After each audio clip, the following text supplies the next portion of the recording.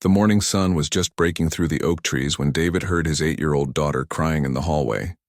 He was in the kitchen making her favorite peanut butter sandwich for lunch when the sound hit him like a punch to the gut.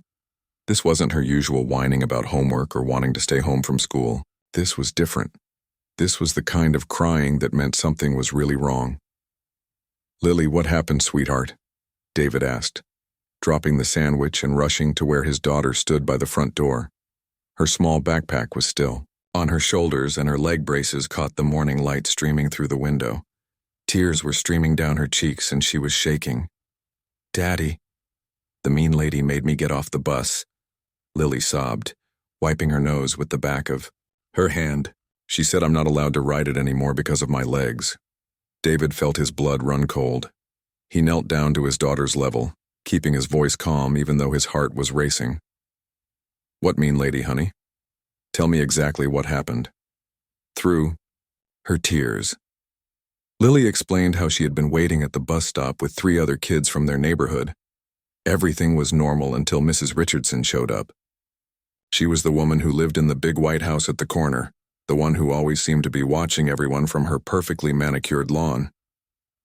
"She told the bus driver that I couldn't ride anymore," Lily continued, her voice getting smaller. "She said my braces make noise and bother the other kids. She said it makes our street look bad when people see me getting on the bus." David's hands clenched into fists, but he kept them hidden behind his back. He had spent years learning to control his anger in some of the most dangerous places on earth, but nothing had prepared him for this moment. Someone had hurt his little girl, and not with words or actions directed at him, but at the most innocent person in his world. "Did she touch you, Lily?" David asked gently. Lily nodded, fresh tears starting.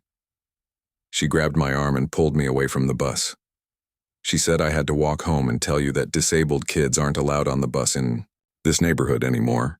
The rage that built up inside David was unlike anything he had felt in combat. In war zones, at least you knew who the enemy was and why they were fighting. But this was pure cruelty directed at a child who had never hurt anyone. David took a deep breath and pulled his daughter into a hug. "You did nothing wrong, sweetheart. Nothing at all. Some people are just mean for no good reason." "But Daddy, what if she's right? What if I really do make things look bad?" Lily asked, looking down at her leg braces. "Don't you ever think that?" David said firmly but gently. "These braces help you walk and run and play. They're part of what makes you strong. Anyone who can't see how amazing you are isn't worth worrying about." As David held his daughter, memories flooded back to just 6 months ago when they had moved to this neighborhood. After his wife deployed overseas with her army unit, David had decided to find a quiet place where Lily could have a normal childhood. The realtor had praised this community for being family-friendly and welcoming. The HOA president, Mrs. Richardson, had even stopped by with cookies during their first week, talking about how wonderful it was to have new families moving in. Now David realized that welcome had come with conditions nobody had mentioned. He helped Lily out of her backpack and sat her down at the kitchen table with a glass of orange juice. "I need to call your school and let them know you'll be a little late today, okay? Daddy's going to drive you this morning." "Are you going to talk to the mean lady?" Lily asked, her eyes wide. "Yes, I am," David replied. "But first, let's get you ready for school. We can't let mean people ruin your day." As David packed Lily's lunch and gathered her school supplies, his mind was working through the situation like he had been trained. In the military, you never reacted to the first attack without understanding the full scope of what you were dealing with. You gathered intelligence, planned your response, and then acted with precision. While Lily brushed her teeth, David called the school to explain the situation. The secretary was shocked and immediately assured him that no HOA had any authority over school transportation.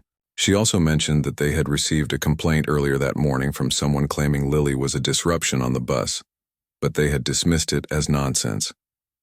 "We've actually had a few strange calls like this over the past year," the secretary added. "Always about children who are somehow different. The principal has been wondering if someone in your neighborhood has been making these complaints." David thanked her and hung up, pieces of a larger puzzle starting to form in his mind. During the drive to school, Lily was quieter than usual. At a red light, David looked in the rearview mirror and saw her staring out the window with a sad expression. "What are you thinking about, kiddo?" he asked. "Do you think Mom would be proud of me if she knew about my braces?" Lily asked softly. David's heart broke a little more. "Lily, your mom is proud of you every single day. She calls you her brave little warrior, remember? And when she comes home, she's going to see how much stronger you've gotten. But what if other people don't think I'm brave? What if they just think I'm weird?" David pulled into the school parking lot and turned around to face his daughter. "You know what makes someone brave, Lily? It's not whether they're scared or not. It's what they do when they are scared. You got scared this morning, but you still told me the truth about what happened. That's brave." After walking Lily to her classroom and making sure she was settled, David drove home with a clear mission forming in his mind. Mrs. Richardson had made a big mistake. She had targeted his daughter, thinking she was dealing with just another single parent who would be too intimidated to fight back. What she didn't know was that David had spent the last 12 years as a Navy SEAL. He had conducted operations in some of the most hostile environments on Earth. He had faced down terrorists, navigated complex political situations, and always found a way to complete his mission while protecting innocent people. And right now, protecting his daughter was the most important mission of his life. David parked in his driveway and looked across the street at Mrs. Richardson's house. Her car was in the driveway, and he could see her moving around inside through the large front windows. She probably thought the situation was over, that she had successfully intimidated a little girl and her father into compliance. She had no idea what was coming, but David wasn't going to charge over there in anger. That's not how professionals operated. First, he needed to understand exactly what he was dealing with. He needed to know if this was just one person's prejudice or part of a bigger problem. He needed to gather facts, document everything, and build a case that would not only stop Mrs. Richardson, but ensure this never happened to another child. David walked into his house and opened his laptop. It was time to do some research on Mrs. Richardson and the HOA she claimed to represent. Because if there was one thing his military training had taught him, it was that knowledge was the most powerful weapon of all. The war to protect his daughter was about to begin, and David intended to win it completely. The next morning, David stood at his kitchen window watching Mrs. Richardson water her perfectly arranged flower beds. She moved with the confidence of someone who believed she owned not just her property, but the entire neighborhood. Every few minutes, she would glance toward other houses with the look of a person keeping score of everyone else's business. David had spent the previous evening doing research. What he found was disturbing, but not surprising. Mrs. Richardson wasn't just the neighborhood busybody. She was the self-appointed president of an HOA that, according to public records, had never been properly established. She had simply started calling herself president 3 years ago and began making rules that had no legal backing. After dropping Lily off at school and making sure she felt safe and loved, David decided it was time for a conversation. He walked across the street at exactly 9:30, when he knew most neighbors would be at work and unable to witness whatever was about to happen. Mrs. Richardson looked up from her roses as David approached. She was a woman in her early 50s, dressed like she was heading to a country club meeting even though she was just gardening. Her smile was the kind people wore when they thought they held all the power in a situation. "Good morning," David said politely, stopping at the edge of her driveway. "I'm David Chen, Lily's father from across the street. I believe we need to talk about what happened yesterday." "Oh yes, the bus situation," Mrs. Richardson said, setting down her watering can and crossing her arms. "I'm glad you're here. We need to discuss your daughter's transportation arrangements." David kept his voice calm and measured. "I'd like to understand exactly why you felt it was appropriate to physically remove my 8-year-old daughter from a school bus." Mrs. Richardson's smile widened, but it didn't reach her eyes. "Mr. Chen, I don't think you understand how neighborhoods like this work. We have standards here, property values to maintain. When potential buyers drive through and see certain situations, it affects everyone who lives here." "Certain situations," David repeated. "Well, yes, Children with visible disabilities getting on and off buses, making noise with their equipment. It sends the wrong message about what kind of community this is. She spoke as if she was explaining something obvious to someone slow to understand. David felt that familiar surge of controlled anger, but he kept his expression neutral. My daughter has cerebral palsy. She uses leg braces to help her walk. That's not a situation, Mrs. Richardson. That's my child living her life. Mrs. Richardson waved her hand dismissively. Look, I'm sure you're doing your best as a single father, but you need to understand the bigger picture. I've been in real estate for 15 years. I know what affects property values and what doesn't. Having disabled children visible in the neighborhood is simply not good for business. Business? David asked. Of course business. Do you think these houses maintain their value by accident? I work very hard to keep this neighborhood attractive to the right kind of families. Families with means. Families who appreciate quality. She gestured toward the manicured lawns and expensive cars in driveways. David looked around the neighborhood with new eyes. Everything was indeed perfect. Too perfect. Like a movie set designed to look like the American dream, but missing something essential. Mrs. Richardson, are you aware that what you did yesterday was illegal?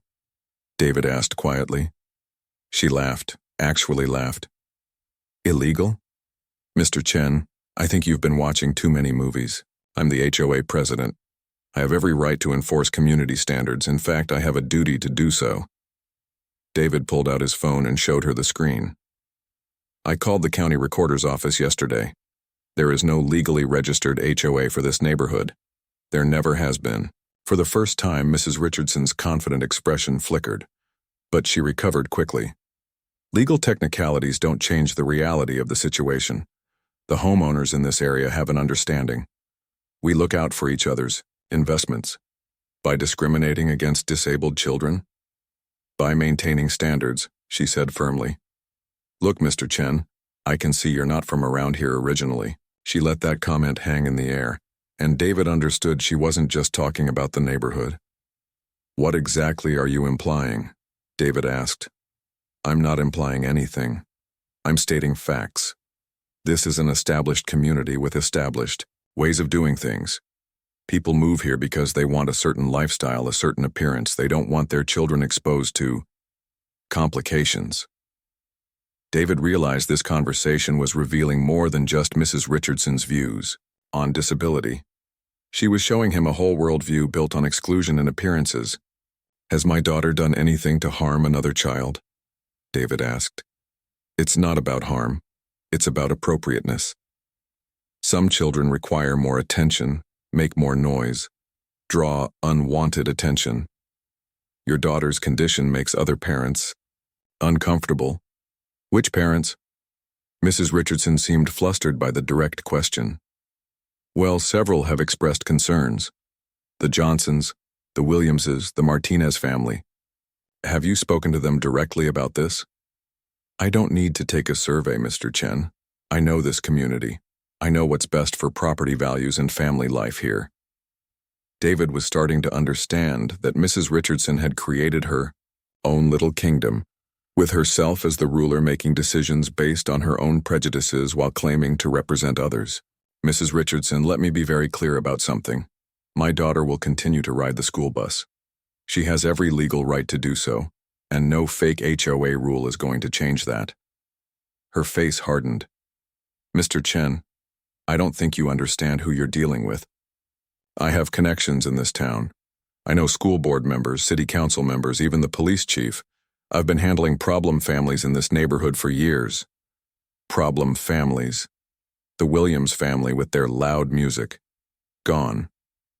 The elderly Mr. Patterson who let his lawn get overgrown. Moved to assisted living. The young couple who painted their house the wrong color. They found it easier to move than fight me. She counted them off on her fingers like trophies. David realized he was looking at someone who had been bullying people out of the neighborhood for years, using intimidation and social pressure to get her way. And now you think you can intimidate me and my daughter? Mrs. Richardson stepped closer, lowering her voice. Mr. Chen, you seem like a nice enough man, but you're clearly in over your head here. You're a single father trying to raise a disabled child. That's already challenging enough without making enemies in your own neighborhood.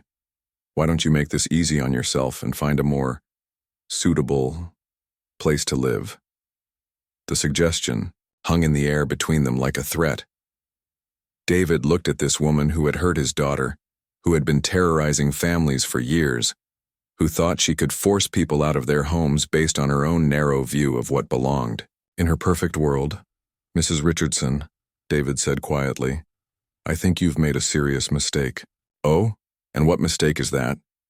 You've assumed I'm someone who can be intimidated. Something in David's tone made Mrs. Richardson take a step back. For just a moment, her confident mask slipped, and she saw something in his eyes that made her reconsider her position. But the moment passed and her arrogance returned. Are you threatening me, Mr. Chen? Not at all. I'm simply letting you know that your campaign against my family ends now. My daughter will ride that bus, and if you interfere with her again, you'll discover just how big a mistake you've made. David turned and walked back toward his house, leaving Mrs. Richardson standing in her perfect garden, probably already planning her next move in what she thought was still her game to win. 2 days after his confrontation with Mrs. Richardson, David was helping Lily with her homework when his phone rang. The caller ID showed the school district's main number. Mr. Chen? This is Principal Hayes from Oakwood Elementary. I'm afraid we have a situation we need to discuss. David's stomach dropped. What kind of situation? We received a formal complaint this afternoon claiming your daughter has been disruptive on the school bus. The complaint alleges she's been using inappropriate language and bothering other students. It also states that her medical equipment is creating safety hazards. David closed his eyes. Mrs. Richardson was escalating.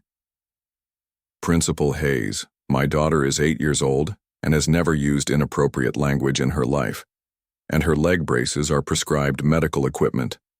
I understand, Mr. Chen, and frankly, this complaint doesn't match anything we've observed about Lily. She's one of our most well-behaved students. But the person who filed this complaint is quite insistent and claims to have multiple witnesses. Who filed the complaint? I'm not supposed to say, but given the circumstances, I think you should know it was Mrs. Helen Richardson. She claims to represent concerned parents in your neighborhood. David felt his jaw clench. Principal Hayes. Mrs. Richardson physically removed my daughter from the bus 2 days ago. She's been harassing our family. There was a pause. Mr. Chen, would you be available for a meeting tomorrow morning? I think we need to get to the bottom of this situation.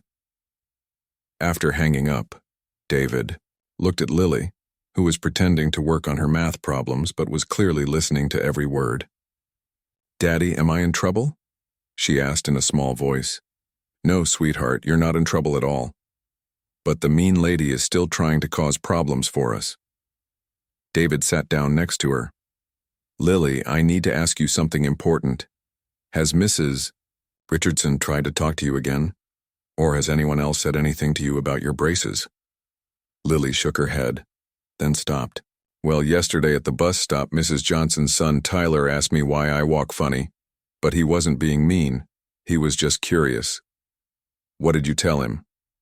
I told him my legs needed help to be strong, so I wear these special braces. He thought they looked cool and asked if he could get some too. Lily giggled at the memory. David smiled, despite his anger. Kids were naturally accepting. It was adults who taught them to be afraid of differences. That evening, after Lily was asleep, David began what he privately called Operation Neighborhood Watch. Using skills he'd developed in military intelligence, he started documenting everything about Mrs. Richardson and her activities. He began with public records. Mrs. Richardson owned her house free and clear, worth about $400,000. She had worked in real estate until 2 years ago, when her license had been suspended for 90 days due to discriminatory practices in housing.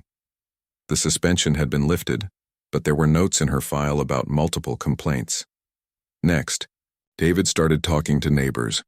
Not confrontational conversations, just friendly chats while walking around the block or checking his mailbox when others were outside. The picture that emerged was disturbing. Mrs. Patterson, an elderly woman, who lived 3 houses down, invited David in for coffee when he stopped to help her bring in groceries. That Richardson woman has been nothing but trouble since she moved here. Mrs. Patterson said, stirring sugar into her cup. She tried to tell me I couldn't have my grandson visit because his motorcycle was too loud, said it was against HOA rules. Did you know there isn't actually an HOA? David asked. Mrs. Patterson's eyes widened. What do you mean? I checked with the county. No HOA was ever legally established for this neighborhood. Well, that explains a lot. She's been making up rules for years.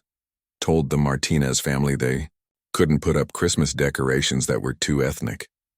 Made the Williams family take down their basketball hoop because it was encouraging undesirable activity. David was taking mental notes. What happened to the Williams family? They moved last year, said they were tired of the harassment. Nice family, too. Their boy played with some of the other kids, never caused any trouble. But she kept calling the police on them for noise complaints, even when they weren't making noise. The next day, David met with Principal Hayes.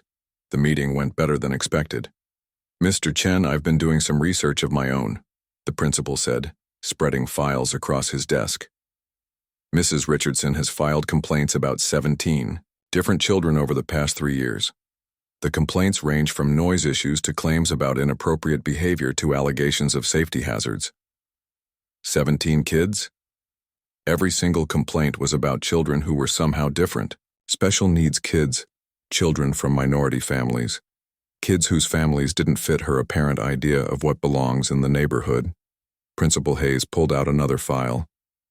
I also discovered that she's been calling the district's transportation department regularly, trying to get various children banned from riding buses to their assigned schools. David felt a chill. This wasn't just about Lily. Mrs. Richardson had been systematically targeting vulnerable families throughout the area. What can we do about it? David asked. Well, the school district is going to start documenting her harassment as a pattern. We're also going to send a letter to all families in your neighborhood, letting them know that no HOA or individual has authority over school transportation decisions. That afternoon, David decided to take a different approach. Instead of confronting Mrs. Richardson directly, he would let her reveal herself. He set up a small digital recorder in his shirt pocket and knocked on her door. Mr. Chen, she said, opening the door with a cold smile.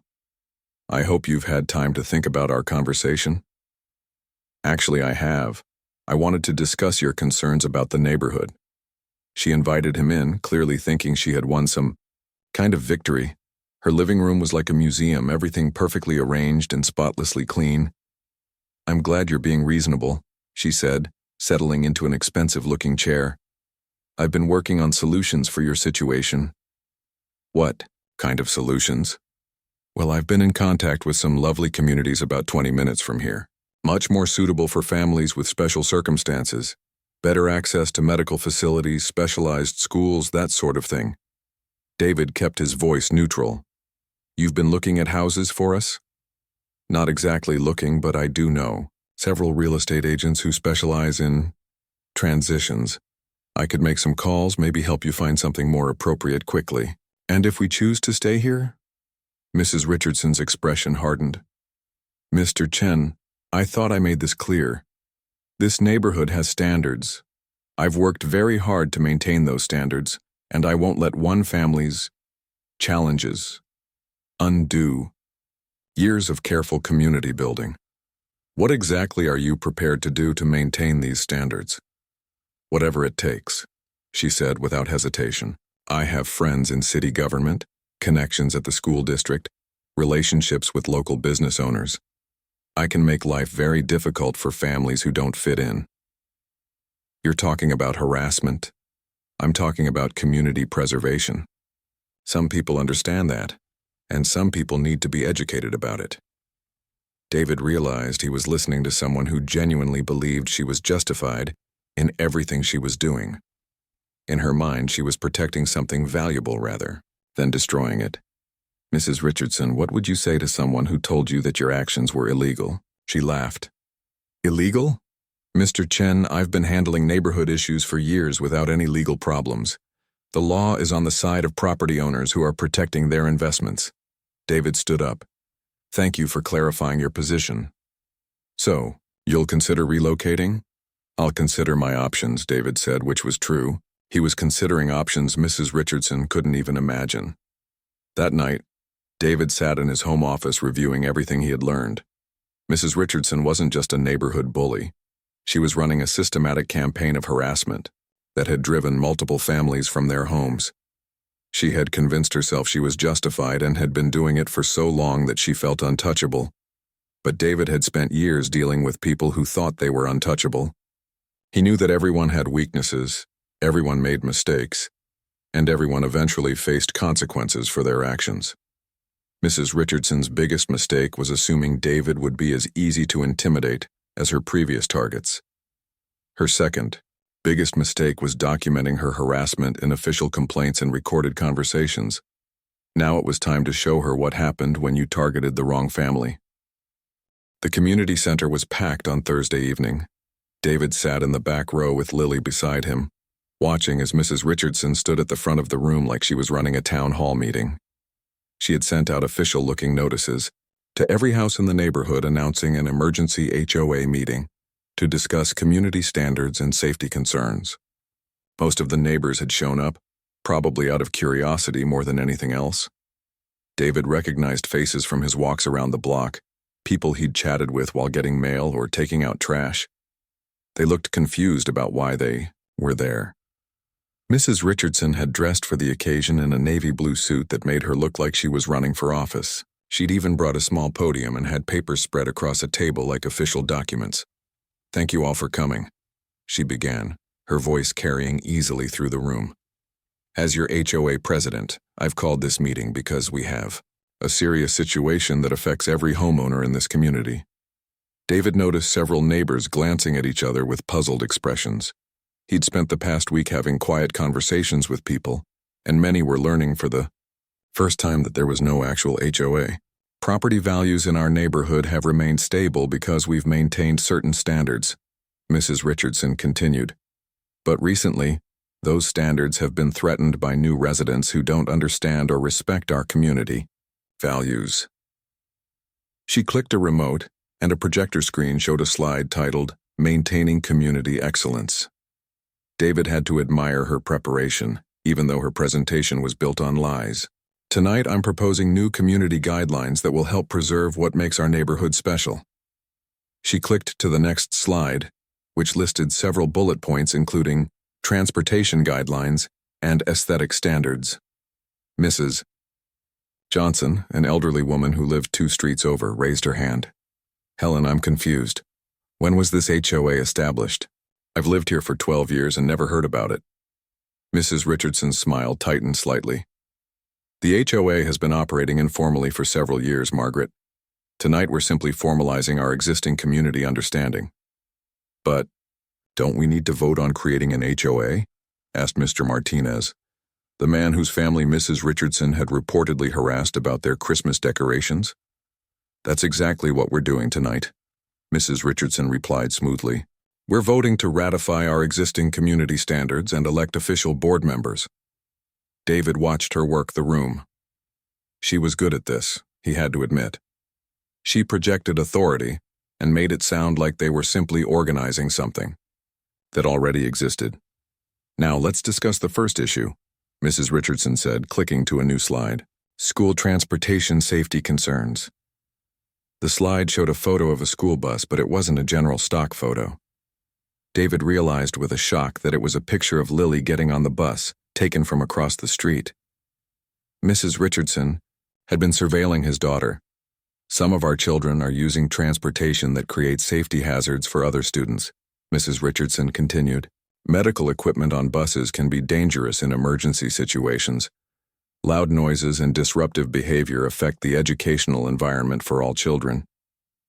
David felt Lily tense beside him. She was only 8, but she understood that Mrs. Richardson was talking about her. "I propose that families with special transportation needs be required to use alternative arrangements that don't impact other children's safety and comfort." Mrs. Patterson, the elderly woman who had invited David for coffee, stood up. "Helen, are you talking about that sweet little girl with the leg braces? She's been nothing but polite every time I've seen her." "This isn't about any individual child, Dorothy," Mrs. Richardson replied. "This is about community-wide policies that protect everyone."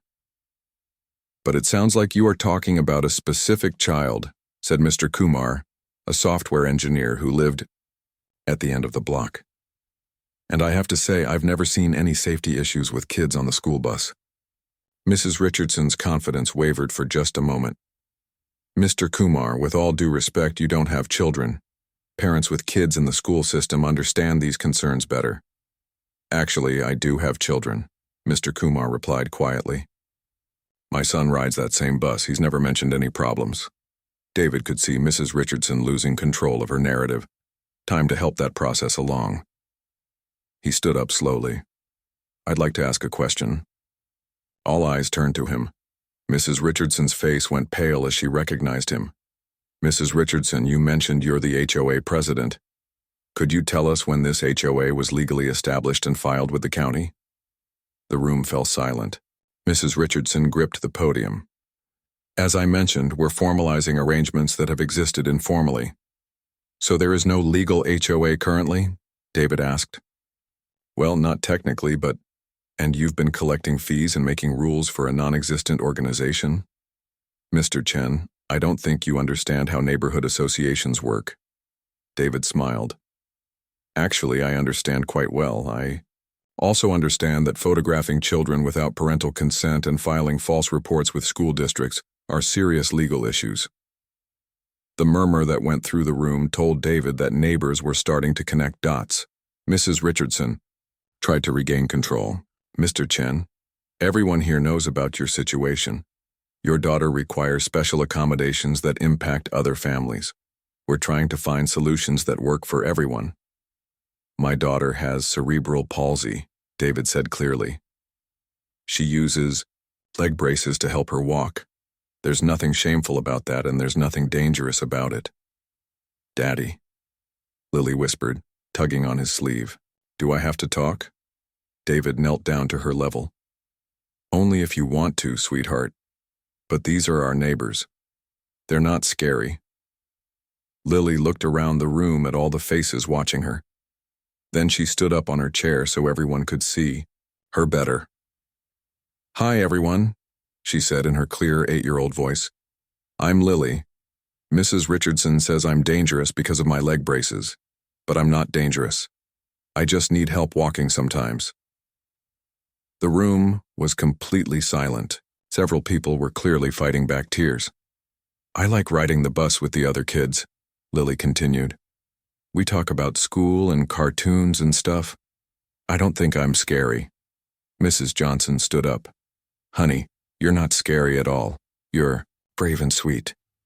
Other voices joined in with similar sentiments. David watched Mrs. Richardson's face as she realized she was losing her audience completely. This is exactly what I'm talking about, Mrs. Richardson said desperately. Emotional manipulation instead of practical solutions. Mr. Martinez stood up. Helen, I think you need to explain something to all of us. My family has lived here for 4 years.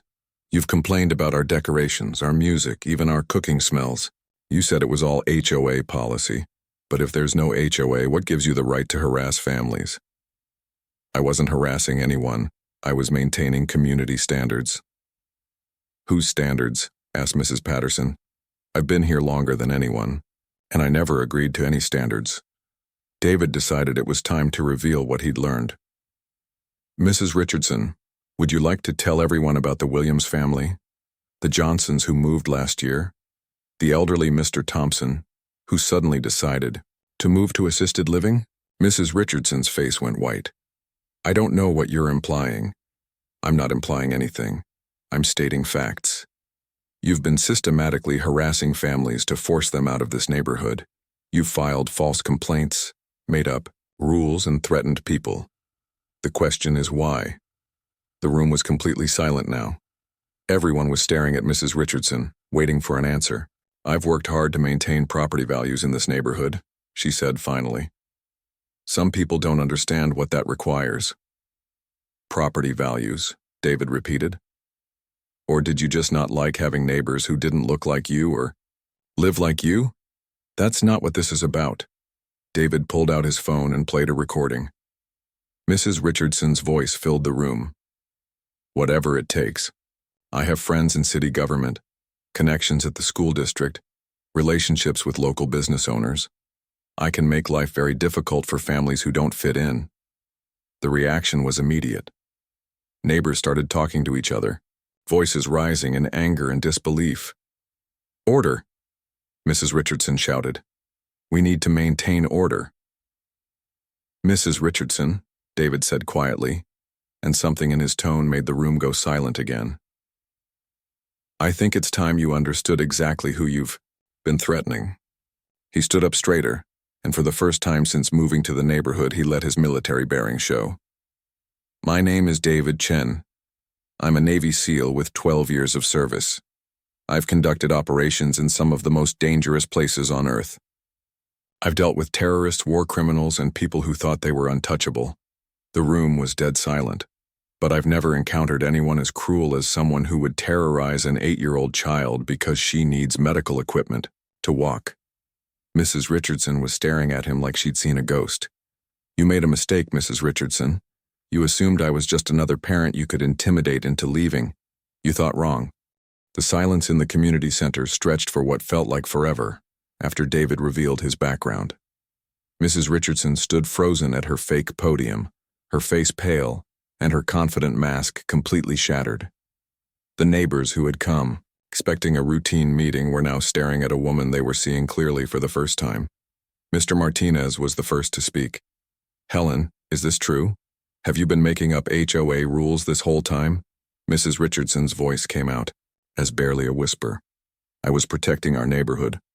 Property values, community standards. By lying to us?" Mrs. Patterson stood up, her walker clicking against the floor. "By harassing families until they moved away. By terrorizing a little girl." The room erupted in voices as neighbors began sharing their own experiences.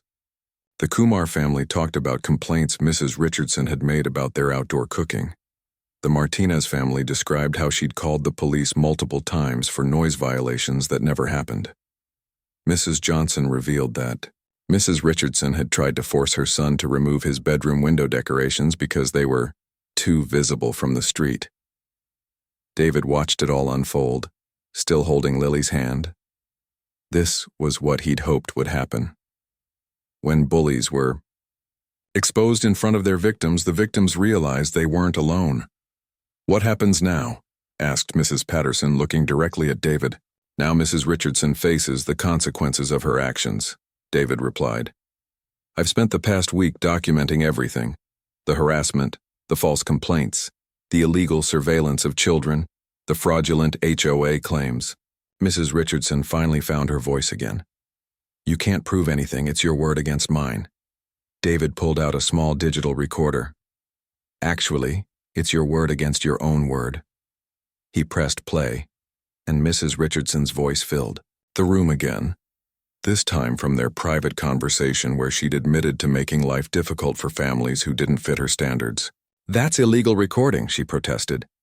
"In this state, only one party needs to consent to recording a conversation," David replied calmly. "I consented to recording myself." A man David didn't recognize stood up from the middle of the room. "Mrs. Richardson, I'm Detective Williams with the County Sheriff's Office. I've been listening to this entire meeting."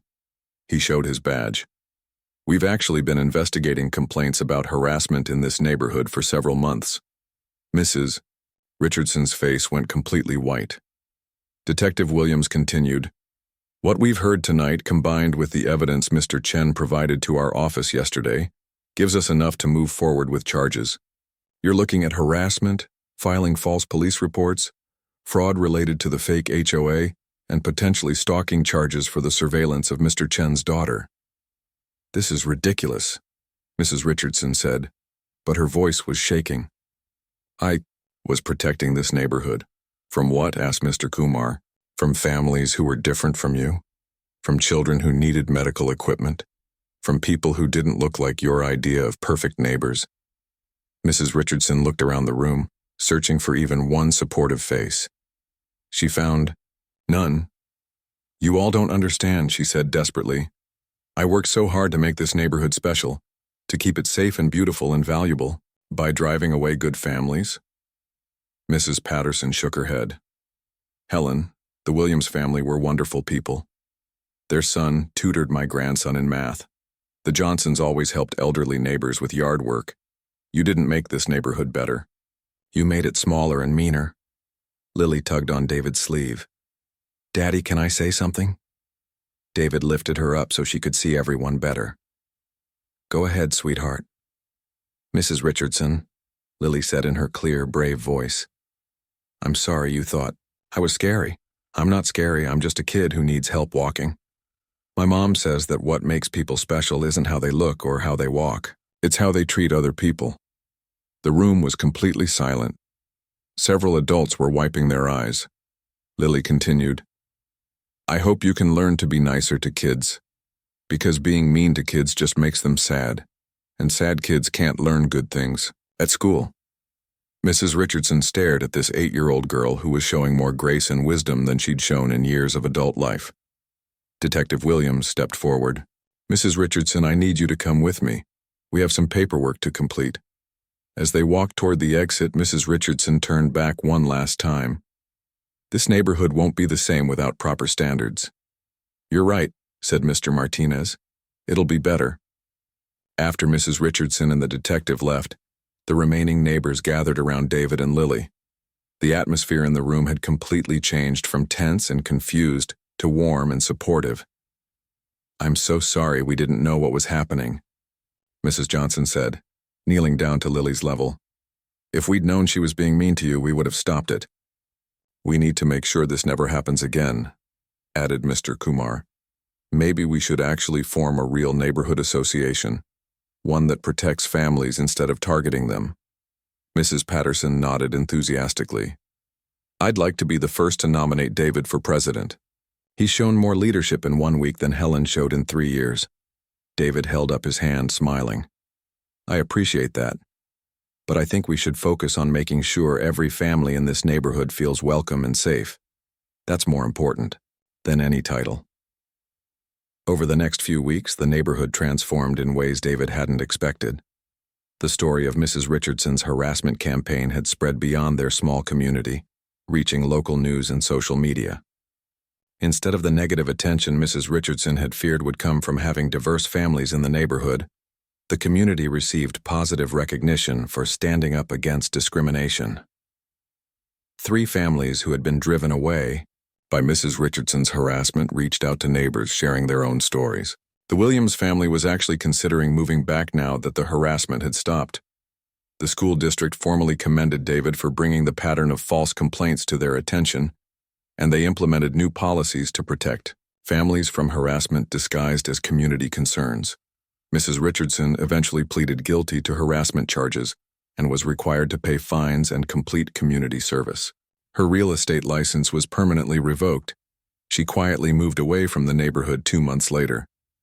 But the best change was in Lily herself. The trauma of being targeted had initially made her more withdrawn, but seeing her neighbors rally around her family had given her a new confidence. She started inviting other kids over to play, and her natural personality began to shine through. One afternoon, David was working in the front yard when he heard laughter from the backyard. He walked around to find Lily playing tag with 4 other neighborhood kids, her leg braces clicking on the concrete as she ran. Tyler Johnson was pretending to be slower than he actually was so Lily could tag him, and the other kids were cheering them both on. Mrs. Patterson appeared beside David, watching the scene with a smile. You know what I think made this neighborhood truly special? She asked.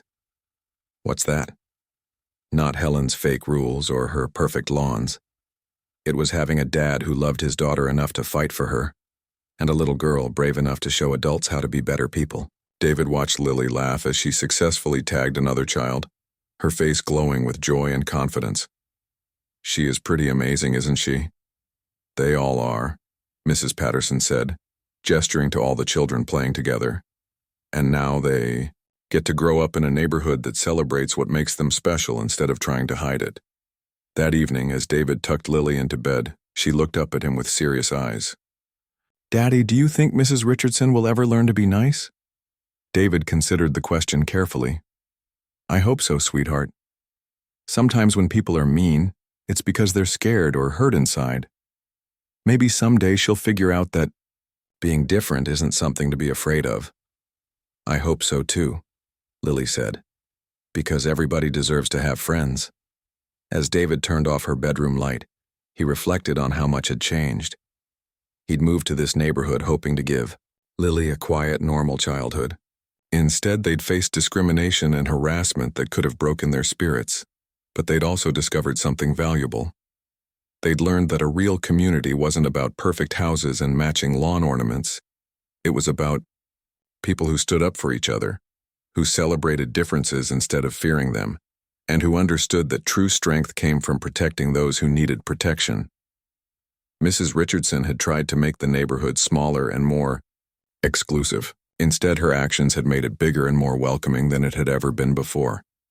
And Lily was growing up knowing that when someone tries to make you feel small because of how you're different, there are people who will stand with you and remind the world that different is not dangerous. It's just different, and that's perfectly okay.